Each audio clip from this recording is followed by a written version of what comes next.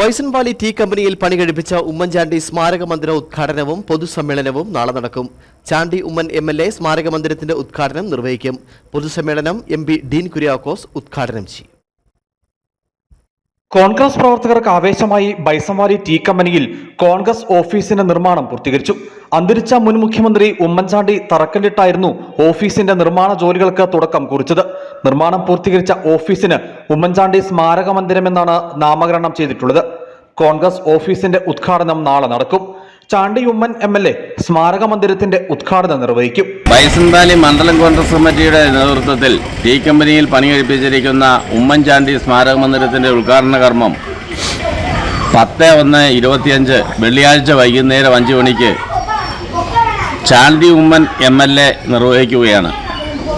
5 മണിക്ക് ചേരുന്ന പൊതുസമ്മേളനം ഇടുക്കിയുടെ പ്രിയങ്കരനായ MP ശ്രീ ഡീൻ കുര്യാക്കോസ് ഉദ്ഘാടനം ചെയ്യുന്ന സമ്മേളനത്തിൽ DCC president Shri CP Mathew മുഖ്യപ്രഭാഷണം നടത്തും. പരിപാടിയുടെ ഭാഗമായി നടക്കുന്ന പൊതുസമ്മേളനം അഡ്വക്കേറ്റ് ഡീൻ കുര്യാക്കോസ് MP ഉദ്ഘാടനം ചെയ്യും.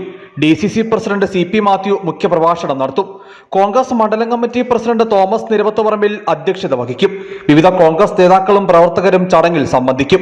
നാളെ ഉച്ചയ്ക്ക് ശേഷം 4 മണിക്കാണ് ഉദ്ഘാടന ചടങ്ങ് നടക്കുന്നത്. News bureau, Adimali.